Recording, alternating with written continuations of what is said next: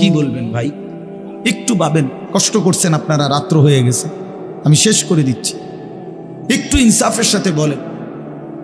কতবার বলছে একজন মালিক, তিনি আমাদের গোটা কায়নাতের, তিনি কতবার বললেন আকিমুসসালাহ, আকিমুসসালাহ, আকিমুসসালাহ, আকিমুসসালাহ, আকিমুসসালাহ।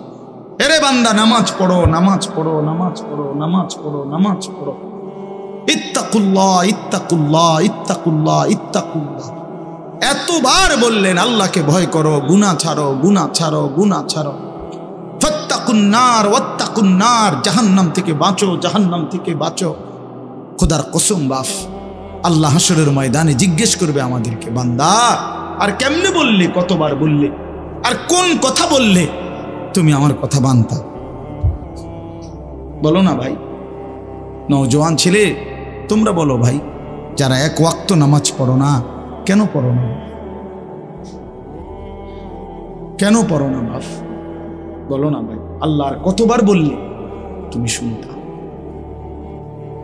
ওফ, আল্লাহ জিজ্ঞেস কর।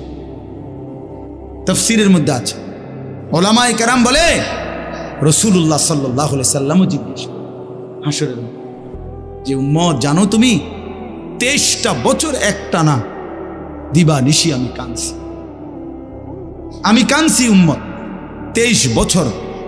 নবী সাল্লাল্লাহু আলাইহি সাল্লাম জিজ্ঞেস করবে আমাদেরকে 23টি বছর।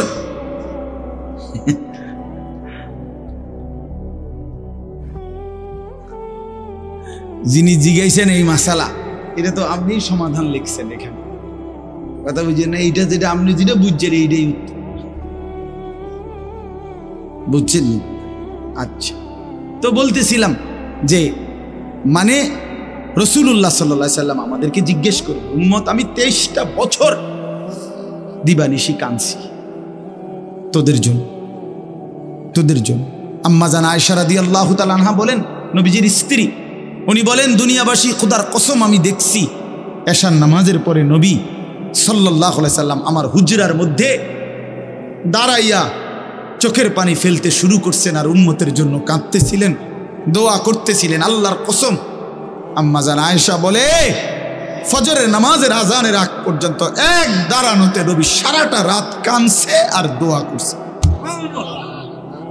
সারা রাত কাঁদছে, চোখ লাল হয়ে গেছে, দাড়ি মোবারক ভিজে গেছে, বুকের পশম ভিজে গেছে।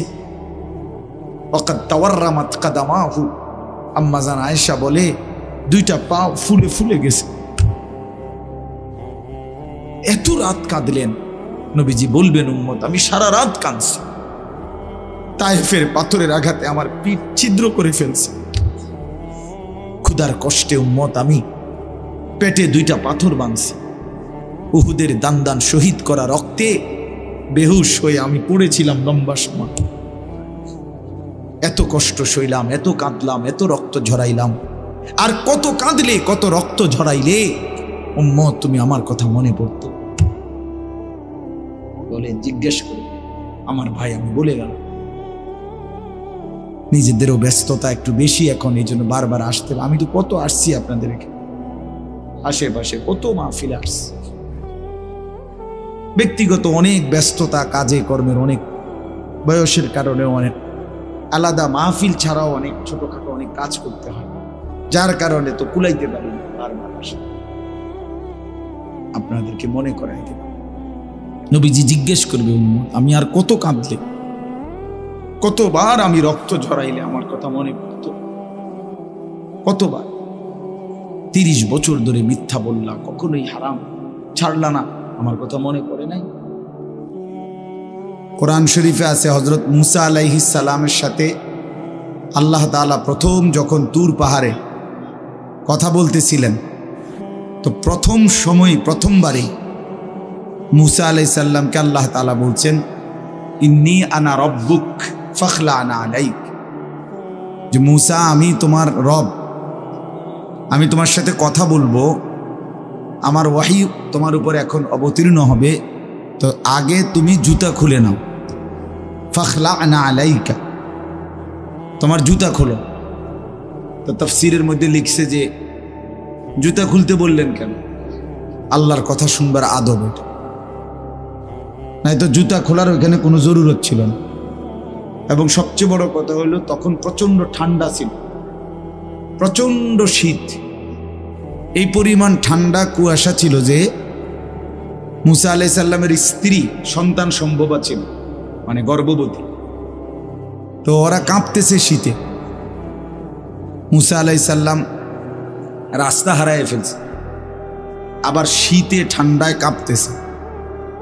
এই অবস্থায় মুসা আলাইহিস সালাম ওনার স্ত্রীকে বলছে যে পাহাড়ের এই উঁচু জায়গাটাতে মনে হয় যেন লাল আগুন জ্বলতেছে, মনে হয় সেখানে গেলে কিছু আগুন পাইতে পারি, আমি তোমার জন্য নিয়ে আসি, তুমি এখানে একটু দাঁড়াও, এতে আনলে তুমি আগুনের মধ্যে যদি একটু তাপ নাও তাইলে শীত কমে যাবে কিছুটা। এই যে না, আমরা গ্রাম অঞ্চলে ছোটবেলাতে আমরাও মনে আছে যে প্রচণ্ড শীতের মধ্যে আমরা আগুন পোহাইতাম, আগুন জ্বালাইয়া। তো তাহলে বোঝা গেল প্রচণ্ড শীত, কুয়াশা, বরফ। এরপরেও আল্লাহ তাআলা হযরত মুসা আলাইহিস সালামকে এই ঠান্ডা শীতের মধ্যেও আগে বলছে, আগে কি করো, জুতা করো। অথচ তখন আরো মোজা ফিন্দানো আছে, ঠিক না? কিন্তু না, আগে বলছেন আগে জুতা। আনা আখতারতুকা, কোরআন শরীফে আছে যে আমি তোমাকে নির্বাচিত করেছি, বাছাই করেছি। ফাসতামি লিমা ইউহা, তুমি আমার ওয়াহি মনোযোগ দিয়ে শোনো। তাহলে আগে জুতা খোলা। এই জন্য বললাম দাঁড়ায় থাকলে তো জুতা পরে থাকতে হয়, ঠিক না? তো এটা আল্লাহর কথা, আল্লাহর কথা শুনবার জন্য আদব জরুর, আদব জরুর। হাদিসের মধ্যে আছে প্রিয় নবী সাল্লাল্লাহু আলাইহি ওয়াসাল্লাম বলছেন যে আল্লাহ তাআলা আমাকে সর্বোত্তম ইলম শিখিয়েছেন, সাথে সাথে আল্লাহ তাআলা আমাকে সর্বোত্তম আদব শিখিয়েছেন। আল্লামানি রব্বি ফাআহসানা তালিম ওয়া আদ্দাবানি রব্বি ফাআহসানা তা'দীব। আল্লাহ তাআলা আমাকে ইলমও শিখাইছেন সর্বোত্তম, আদবও শিখিয়েছেন সর্বোত্তম। এই জন্য রাসূলুল্লাহ সাল্লাল্লাহু আলাইহি সাল্লামের একটা নড়াচড়া, একটা হাসি, একটা কান্না, একটা হাঁটা, একটা চলা, কোনো কিছু আজ পর্যন্ত 1450 বছরে আপনজন দুশ্মন, ইসলামের পক্ষে হোক বিপক্ষে হোক, কেউ যে এটা একটু দেখতে বেমানা, এটা একটু দেখতে সুন্দর না, এমন কোনো একটি বিন্দু নবীজির একটা নিঃশ্বাসও এমন প্রমাণ করতে পারে না। বরং রাসূলুল্লাহ সাল্লাল্লাহু আলাইহি সাল্লামের প্রতিটা নড়াচড়া সবটাই সবচেয়ে সুন্দর। সুবহানাল্লাহ। তিনি হাসলেও সুন্দর, কাঁদলেও সুন্দর, তিনি হাঁটলেও সুন্দর, বসলেও সুন্দর, তিনি কথা বললেও সুন্দর, চুপ থাকলেও সুন্দর। কথা বললেও সাহাবীরা তাকায় থাকতেন, নবীজি চুপ থাকলেও সাহাবীরা তাকায় থাকতেন। অনেক সাহাবী এমন ছিল যে শুধু আল্লাহর নবী সাল্লাল্লাহু আলাইহি সাল্লামের চেহারা মোবারকের দিকে তাকায়ই থাকতেন, তা আবার কোনো কথাবার্তা নাই, তা আবার চলে যায়। নবীজি এরকম অনেককে জিজ্ঞাসাও করছেন যে আসো, বসো, তাকায় থাকো, আবার চলে যাও, কখনো তো কিছু বলো না। তো বলতেন যে ইয়া রাসূলুল্লাহ, যখনই কোনো দুঃখ, বেদনা, পেরেশানি, অস্থিরতা হয় মনে, জিন্দিগিটা যখন কোনো অশান্তি লাগে, অস্থিরতা লাগে, তা আপনার সামনে আসি, আপনার এই পবিত্র চেহারা মোবারকের দিকে কিছুক্ষণ তাকাই, তো জিন্দিগির সব দুঃখ পেরেশানি দূর হয়েছে। আপনার চেহারাই শান্তনা, আপনার চেহারাই শান্ত। এই জন্য বাপ আদব জরুরি। রাসূলুল্লাহ সাল্লাল্লাহু আলাইহি সাল্লামকে আল্লাহ তাআলা সর্বোত্তম আখলাক শিখিয়েছে। এই জন্য নবী সাল্লাল্লাহু আলাইহি সাল্লাম যেভাবে ওযু করতেন, ইস্তিনজা করতেন, পেশাব পায়খানা, খাওয়া, ঘুম, সব কিছু মডেল, সব কিছু সুন্দর, সব কিছু সুন্নাত। এবং গোটা পৃথিবীতে সবার কাছে এটা পরীক্ষিত। আজকের এই দিন পর্যন্ত আল্লাহর নবী সাল্লাল্লাহু আলাইহি সাল্লামের কোনো নিয়ম নীতি, চলাফেরা একটাও কেউ এর চাইতে উত্তম কিছু পৃথিবীতে পেশ করতে পারে। এটা একদম সত্য কথা। এই জন্য দয়া করে আল্লাহর কথা মনোযোগ দিয়ে শুনতে হয়, আদবের সাথে শুনতে হয়, কম হোক। আমি সব সময় বলি, কত মুসলমান আমরা আল্লাহর কথা শুনি, কিন্তু শুধু কেবল একটু আন্তরিকতা, আগ্রহ, এর অভাবে পরিবর্তন হয় নাই। তো বিশ্বাস করেন, আপনাদের এলাকার ওলামায়ে কেরাম, মসজিদের ইমাম সাহেব, জুমার নামাজের বয়ান সব কিছুই গুরুত্বপূর্ণ, সকল কথাই আলেমরা বলে। কিন্তু হয় আপনি জিমাইছেন, নয় আপনি জুরাইছেন, নয় আপনি মনোযোগ দেন নাই, অথবা আপনি বুঝতেই চেষ্টা করেন না। ও মাইত্য না চাই হুজুরা, কত কথায় সব হই না কি আর চলন যাবে, এই কথা বলিয়া সবগুলোই ফেলাই গেছে। কথা বুঝছেন না? আও এত সব ধরলে কোনো অহংকার যুগে আর চলা যাইতো না। এই কথা বলে কিছুই ধরে নাই, কোনোটাই মানে নাই, পুরা জিন্দিগিটাই খেয়াল খুশির মতো চলছে। ও আরেকজনের থেকে দেখছে পথে ঘাটে, টেলিভিশনে, অথবা নিজের মনে যেটা মন চাইছে তাই করছে। আল্লাহ তাআলা কোরআনুল কারীমের মধ্যে বলছে, যে মানুষ তার মন মতো চলে, আল্লাহর কসম, কোরআনে আল্লাহ বলছে ওই মানুষ জানো, সরাসরি কোরআনের আয়াত। আল্লাহ তাআলা বলছে যে তার ইচ্ছা মতো চলে, আল্লাহর বিধান, রসুলের বিধান, কোনো কিছু যে তোয়াক্কা করে না। আমার মনে যা চায়, চুল এমন কেন, আমার মন চাইছে, এভাবে হাঁটো কেন, আমার মন চাইছে, এটা কি ধরনের জামা পরলা, আমার মন চাইছে, তুমি এভাবে দাঁড়াইয়া পেশাব করো কেন, আমার মন চাইছে, তুমি এখানে দাঁড়াইয়া আসো কেন, আমার মন চাইছে, তুমি এখন সারাক্ষণ ঘুমায় রেখছো সকালবেলা, আমার মন চাইছে। এই যে একটা মানসিকতা, আমার মনে যা চায় তাই করলাম।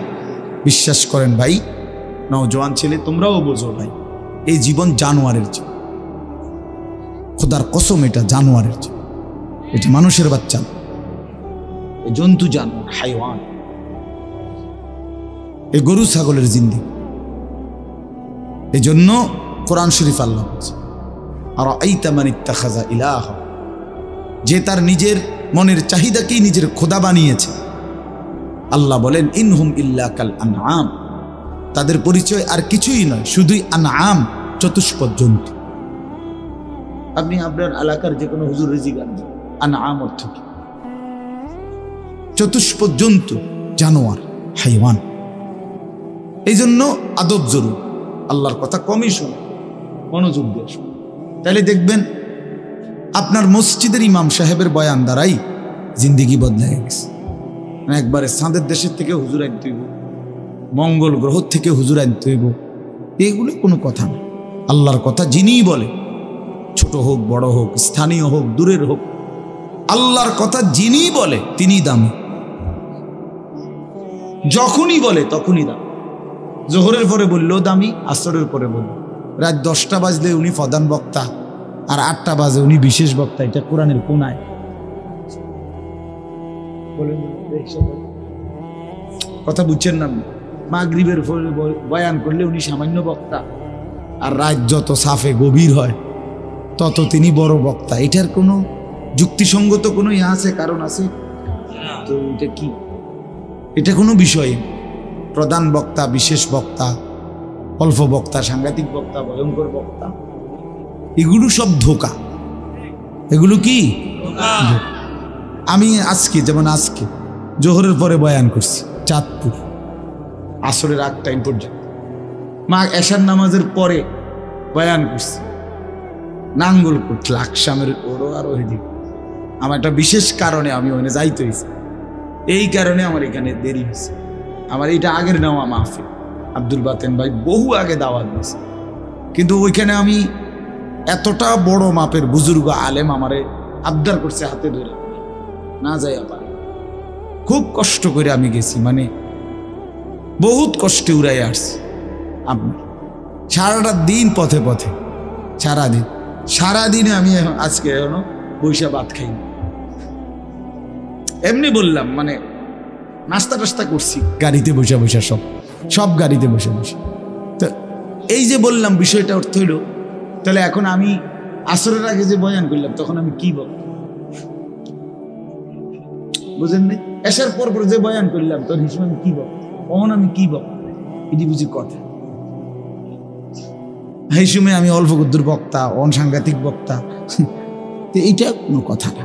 আল্লাহর কথা যখনই বলা, আল্লাহর কথা বলতে থাকা, ফজরের পরে, জোহরের পরে, কখনো 10 মিনিট, কখনো 1 ঘন্টা, যতক্ষণ বলা যায় বললেই লাভ, খুললেই লাভ, জবান খুললেই লাভ, আল্লাহকে ডাকলেই লাভ, আল্লাহকে ডাকলেই লাভ। সুবহানাল্লাহ, একবার বললেও নেকি, 1000 বার বললেও নেকি, একবার বললে একবারের নেকি, 1000 বার বললে 1000-এর নেকি। কথা বুঝছেন না? এই জন্য বাপ আমার, ভাই আমার, বন্ধু আমার, এটা বোঝা উচিত। আমি প্রতিদিন বয়ানের শুরুতে 10-20 মিনিট সময় এই কথাটা বুঝাইতে চেষ্টা করি যে আপনারা সকল আলেমদের কথাকে কদর। জনপ্রিয়তা এটা একটা ধোঁকা, অর্থাৎ এটা আল্লাহ তাআলার একটা ইচ্ছা। হয়তো কখনো আল্লাহ তাআলা আপনার কাউকে একটু বেশি মানুষের সামনে বলায়, কখনো কাউকে কম মানুষের সামনে বলায়। এটা কোনো অপমান, বেইজ্জতি, ইজ্জতের কিচ্ছু নেই। 1 লাখ মানুষ মনে করেন আজকে আমার বয়ানে এখন বসলো, 1 লক্ষ মানুষ আমারে স্লোগান দিয়া কোম্পানিগঞ্জ স্টেশনে দিয়ে আসলো, সম্মান দেখাইলো সবাই। আপনি বুঝলেন আর কি আমি খুব জনপ্রিয়। তো আল্লাহ তাআলা বললেন আনিস আমি নিলাম না। হ্যাঁ, এরপরে বুঝেন নাই আমার কথা? আল্লাহ তাআলা বলল আমি নিলাম না, আমি তোমার এই গ্রহণ করলাম না। তখন তো কুত্তার সমান মর্যাদাও নেই, তখন তো জন্তু জানোয়ারের সমান মর্যাদা। আল্লাহ যদি কাউকে প্রত্যাখ্যান করে সারা পৃথিবী শিক্ষার লিখি। আল্লাহ গ্রহণ করা এটা সবচেয়ে বড় কথা।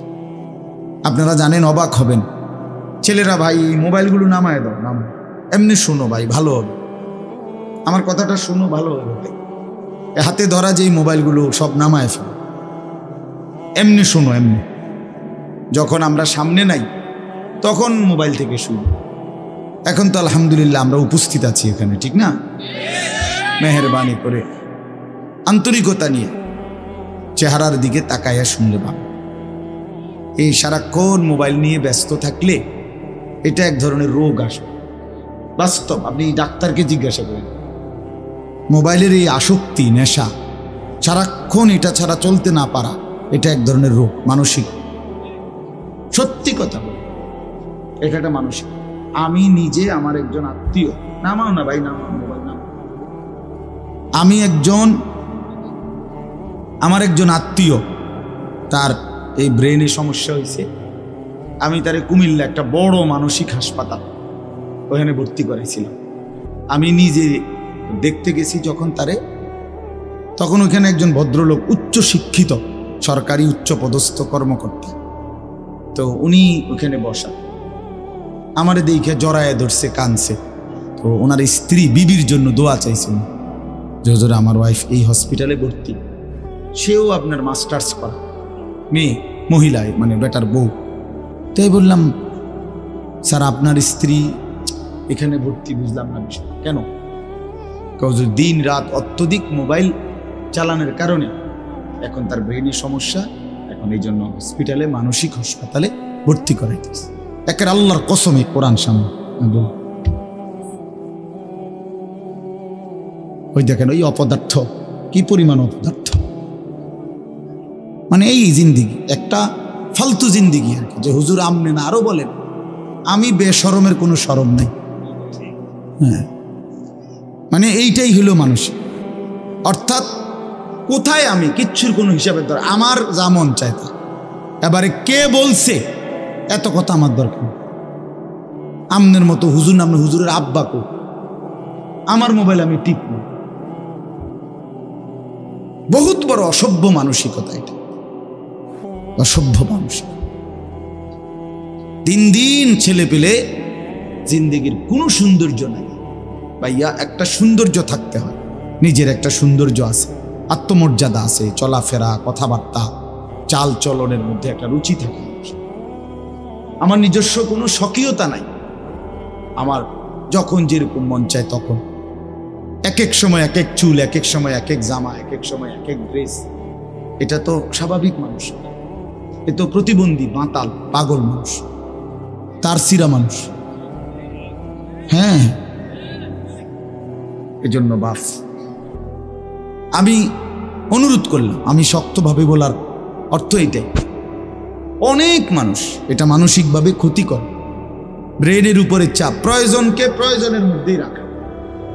বড় মোবাইল বিভিন্ন কাজে অনেক সময় বিশেষ জরুরত আছে, অফিসিয়াল কাজে, ব্যাংকিং কাজে, অনলাইনের বিভিন্ন কাজ আছে যেটা বড় মোবাইল ছাড়া চলেই না, ঠিক আছে না? প্রবাসী অনেক মানুষ আছে, তাদেরও অনেক কাজকর্ম এটা দিয়েই সারতে হয়, ঠিক আছে? প্রয়োজনের মধ্যেই থাকুক, জরুরত তো জরুরতের মধ্যে, কিন্তু এটা বুঝি 24 ঘন্টা এটা জীবনের অংশ বানায় ফেলা, সারাদিন সারা রাত, এটা পাগলামি ছাড়া মাতলামি ছাড়া কিছু। এটা শেষ পর্যন্ত একদিন, আল্লাহর কসম আমি বললাম ছেলে, একদিন তোমার জীবনটা একটা শূন্য মরুভূমি বানায়া তোমারে ছেড়ে দিবে। বাস্তবতা এটা ভাই, জোরে বললো না, জোরে স্বাভাবিকভাবেই শোনো। ঠিক বলতে গিয়ে যদি আবার রসিকতা করো তো গুনাহ হবে। একজনের দুষ্টামি করে জোরে বললা ঠিক, আরেকজনে হাসি দিলা, তো মস্কারি করলো। আল্লাহর কথার সামনে কি করতে নাই? টিটকারি করতে নাই। আল্লাহর কথা তুচ্ছ তাচ্ছিল্য করা, ঈমান চলে যাওয়া বিপদ। আমি এত কিছু বললাম, খামখেয়ালির কোনো দরকার নেই। এত জোরে এত মজা করে ঠিক বলার কিছু নেই, শুনতে থাকো ভাই, আলাদা আলাদা শোনো। এজন্য আমি বললাম প্রত্যেকটা মানুষ, কোরআনুল কারীমের মধ্যে আছে, আল্লাহ তাআলা বলেন ওয়ালা তাকুনু কাল্লাযীনা নাসুল্লাহ ফাআনসাহুম আনফুসাহুম। আল্লাহ বলে বান্দা তুমি আমারে এই পরিমাণ ভুলে যেও না, দীর্ঘদিন বেশি আমারে ভুলে গেলে একদিন আমি তোমাকে তোমার থেকে ভুলিয়ে দেব। একদিন তুমি টোটালি ভুলে যাবা তুমি মানুষের বাচ্চা, একদিন তুমি পুরা ভুলে যাবা তুমি মুসলমান। তোমার একটা বাবা আছে, মা আছে, তোমার একজন আল্লাহ আছে, তোমার একজন রসুল আছে, তোমার একটা মৃত্যু আছে, তোমার একটা কবর আছে, তোমার একটা আখেরাত আছে, তোমার একটা পরকাল আছে, তোমার একদিন বিচারের মুখোমুখি হইতে হয়। এই কথাটা যদি টোটাল ভুলে যাও সেটা অনেক বড় অধপতন, অনেক বড় মুসিবত। যে গন্তব্য জানে না, মঞ্জিল চিনে না, তার জন্য এটা অনেক বড় বিপদ। কোনো বাসে যদি কেউ উঠে কন্ট্রাক্টর জিজ্ঞাসা করে কই নামবেন, সে যদি বলে আমার জানা নাই, আপনার তোমার মতো মন মতো একটা নামাই দিও, তো সে তো পাগল বলবে। পাগল বলবে না? নিশ্চিত বলবে তো এটা পাগল লোক, মাতা। এই জন্য দোস্ত আমার, আমরা কোথায় যাব এটা যদি আমাদের জানাই না থাকে তো আমি তো সুস্থ না, আমি তো পাগল। কোরআনুল কারীম আল্লাহ তাআলা বারবার বলছে বান্দা তুমি মনে রাখো কিন্তু আমার কাছে তোমাকে ফিরে আসতে। আফা হাসিবতুম আন্নামা খালাকনাকুম আবাসান ওয়া আন্নাকুম ইলাইনা লা তুরজাউন। আল্লাহ তাআলা বলে বান্দা তুমি কি এই ভেবেছো আমি তোমারে এমনি এমনি বানাইছি? আবাস মানে অনর্থক। আমি কি তোমাকে অনর্থক বানিয়েছি? কোনো উদ্দেশ্য নাই, কোনো উদ্দেশ্য নাই আমার, এমনি এমনি ছেড়ে দিলাম। ওয়া আন্নাকুম ইলাইনা লা তুরজাউন। আল্লাহ তাআলা বলে বান্দা তুমি কি এই ভেবেছো যে তোমাকে আমার কাছে আসতে হবে না, ফিরতে হবে না? কি বলেন আপনারা, কি মনে করেন? বাবারা বলেন কি মনে করেন? আল্লাহর কাছে ফিরতে হবে? আমাদেরকে আল্লাহ তাআলা বেহুদা বানাইছেন? তো এটা তো জিজ্ঞাসা করা উচিত, কেন বানাইলেন মালিক? কেন আসলাম পৃথিবীতে? আমি যা করছি এটাই কি আপনি চাচ্ছিলেন? আমাকে যাচ্ছি কোথায়? আমার প্রতিদিন যে মানুষগুলো মৃত্যুবরণ করলো তারা যা গেল কোথায়? আমি যাব কোথায়? সেখানে আমাকে কিছু বলবে কিনা, জিজ্ঞেস করবে কিনা? এটুকু বিবেক যদি দিমাগ না থাকে দোস্ত আমার, বাপ আমার, তো আমি মানুষ হইলাম কি? আমি মানুষ হইলাম কি? আমি একজন সুস্থ মানুষ হলাম কিভাবে? আমি তো জন্তু জানোয়ার না, আমি তো কুকুর বিড়াল না যে খাইলাম আর ঘুমাইলাম, গরু ছাগল না।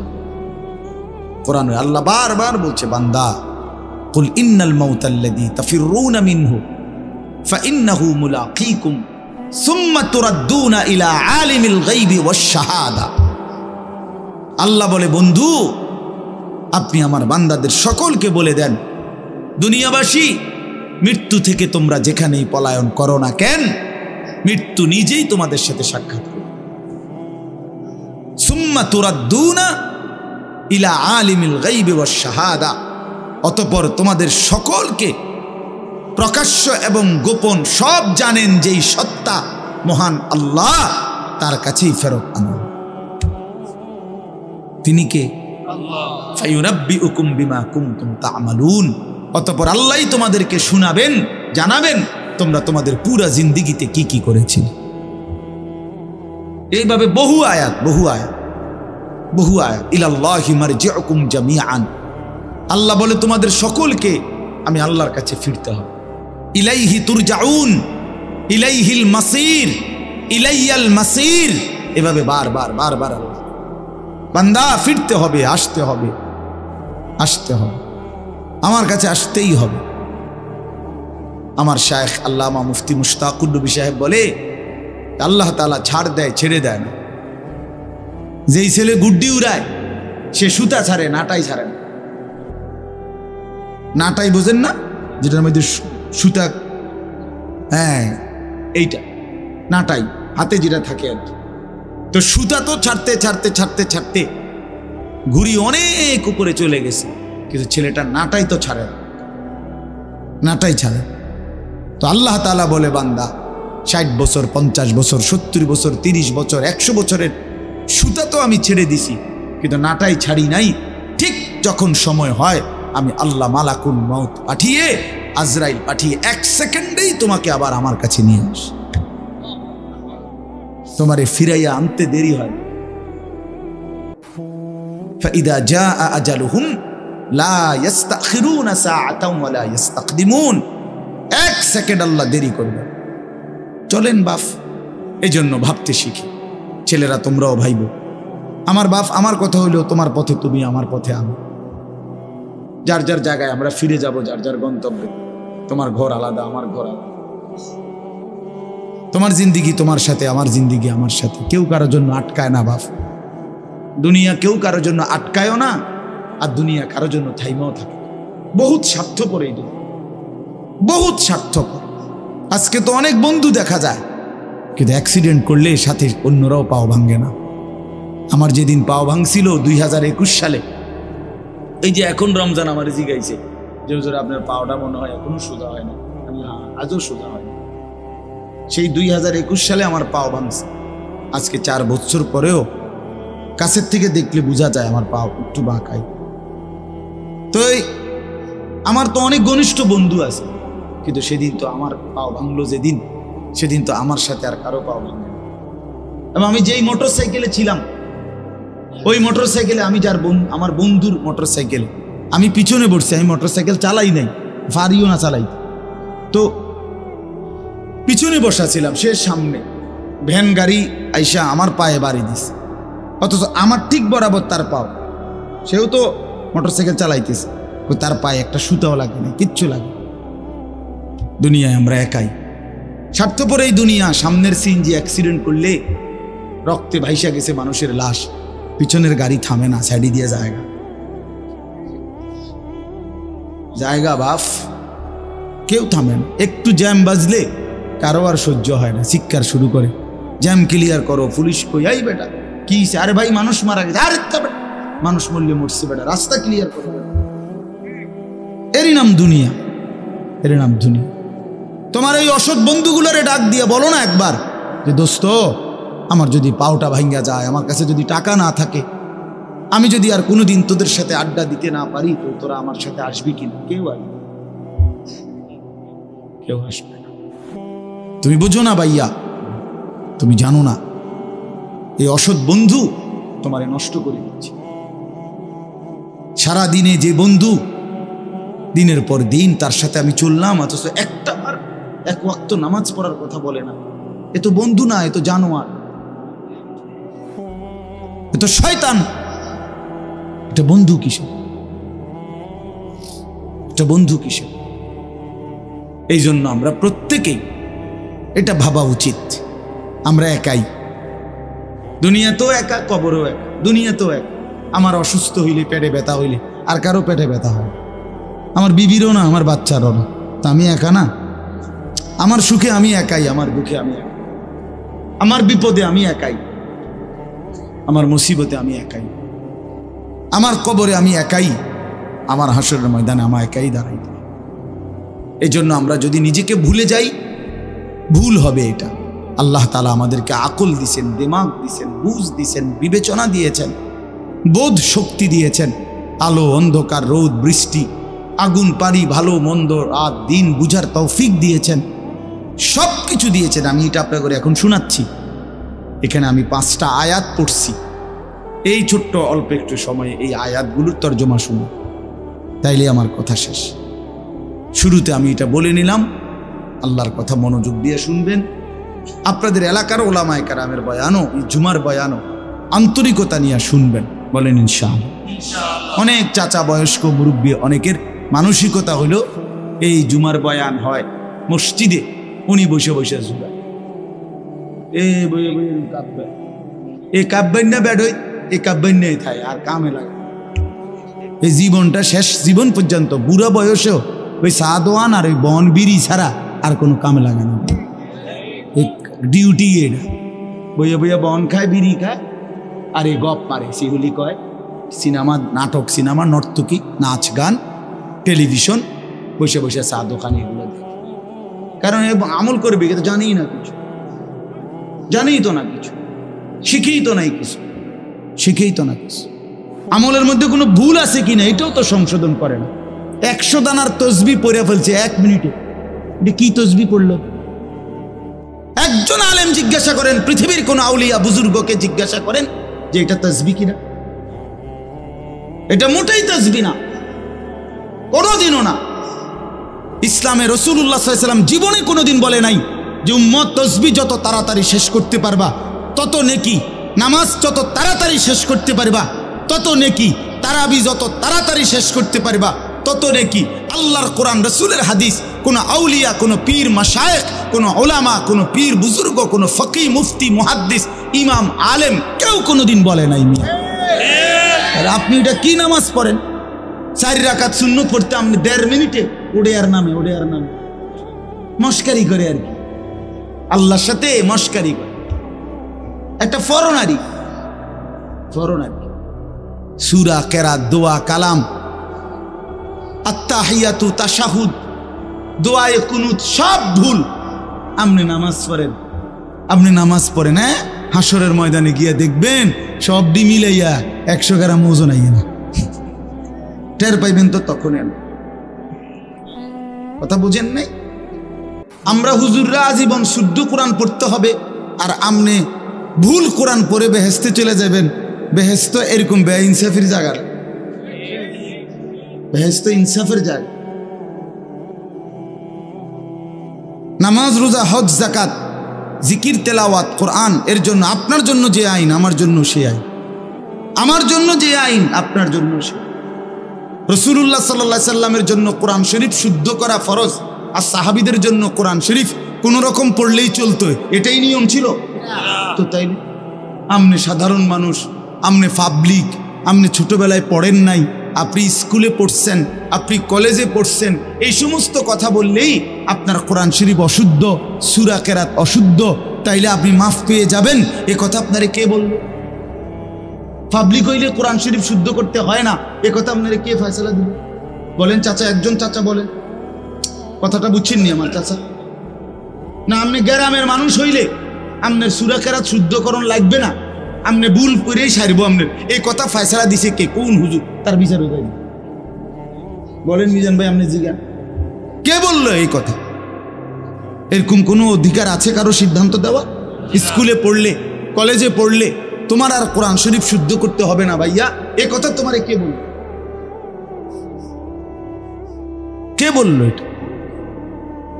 রাসূলুল্লাহ সাল্লাল্লাহু আলাইহি ওয়াসাল্লামের সামনে যে সাহাবী দাঁড়াইতেন আবু বকর, আর পিছনে যে সাহাবী, সকলের কোরআন শরীফ সমান শুদ্ধ ছিল, সকলের রুকু সেজদা সমানভাবে বিশুদ্ধ ছিল।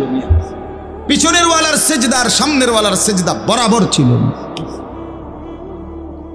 মস্কারি করে আমরা গ্রামের মানুষ, হুজুর আমরা এলাম সাদা সিধা মানুষ, কোন রকম, হ্যাঁ কোন রকম কদ্দুর দিন আইনা দিন খাই, আলাপ করে আলাপ।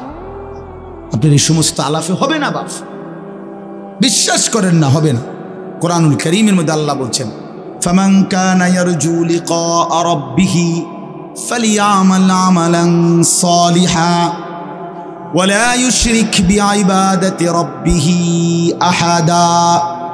রব্বুল আলামিন বলেন আখিরাতে যারা যারা আমি আল্লাহর সাক্ষাৎ তথা জান্নাত পেতে চাও, দুইটা বিষয় লাজেম।